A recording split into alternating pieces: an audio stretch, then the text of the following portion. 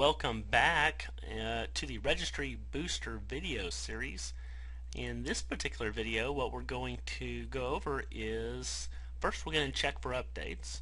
Before we do anything to the software, we always want to make sure that we are working with the most current version of the software, and it is possible that we have an update due. I remember it saying 2010, and I see up here in the left hand corner 2009, so I could be wrong, but I'm going to assume that we have an update that's available. Real quickly before we do that, let's just kind of take a look at the overview, the first tab of the program, and on the left hand side you'll notice it says Enable Power Suite, Speed, Stability, and Continuity in one simple package. And of course, if I select Enable Power Suite, you can guess it, the browser, or internet browser, opens up, and it takes us to this link on the page, and it's basically telling us that we can purchase these two additional software utilities from UniBlue for $39.95 with an $80 discount.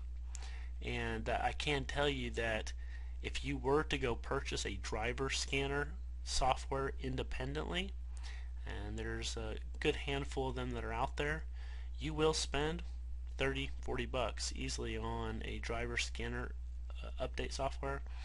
And speed up my PC, I'm going to presume that what this is more of an optimizer, not so much a registry cleaner. And those are two completely separate ways to speed up your computer system. The registry speeds it up by cleaning up the registry, but generally most optimizers, what they do is they actually clean up the filing systems of the computer, and they clean out cache and temporary files, and there's some other features that they can do as well. But anyways, that would actually be its own independent software. Norton sells something very similar for about $50-60. So I really wouldn't. This $80 savings, it's saying $120 for each one of these softwares, which is basically saying about $60 a piece is what they would cost on the retail market. I don't know what they charge for them on the retail market, but if I were to look at competitor products, I would think you would at least spend $80 to $90. So even getting it at 40 is still at a 50% discount, regardless of the pricing that's quoted here. So if that is something you're interested in, speeding up your PC is basically an optimizer that will also help increase the speed. And driver scanner, the reason that will actually help your PC system run smoother and more optimized is because if you're using outdated drivers are small applications that run inside of a larger application, and it basically most drivers are used for hardware. Well, actually there's software drivers as well, and if you're using the wrong driver or you're not using an updated driver, that in itself can completely make your computer system run sluggish.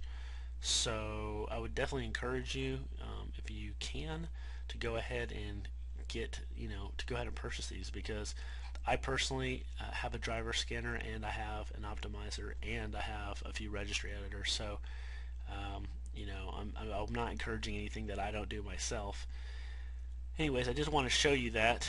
It looks like you can get it for a discount, and if you can pick it up at a discount, it might make sense to do that sooner, as long as the discount's available. Okay, let me go ahead and close out of this, and we'll go back to the program. But I did want to explain exactly what this is for those of you who aren't as familiar with those type of products. And then the next step here is simply to check for updates. So let's do that real quick. This is what the interface looks like.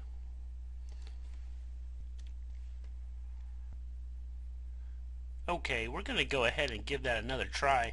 I probably should have mentioned that whenever you do install a new program, best practice is to restart the computer system before using that program.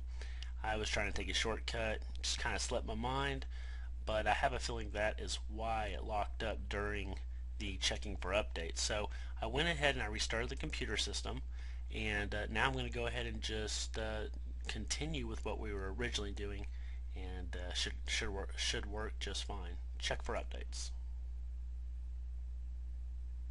Okay, and there you go. And you saw how quickly it worked, and so that is very clear evidence to all of you out there who are just like me and you like to take shortcuts.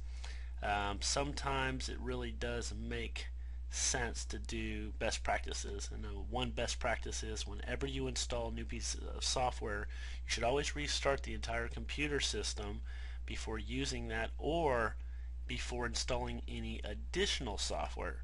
And so, for example, if you are wanting to install a bunch of software, maybe 3 or 4 softwares, it actually is best practice to restart it 3 to 4 times. And I know that can be frustrating, but ultimately in the long run you'll have a better and more efficient running computer system, and it makes much more sense long term. So there you go. That's how you update. It looks like we do have the most recent version.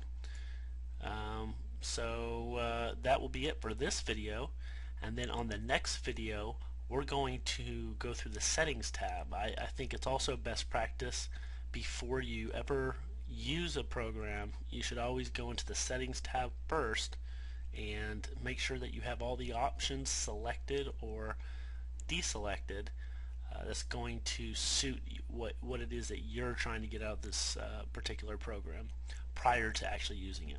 Okay, that's it, and I'll see you on the next video. Thanks. Bye.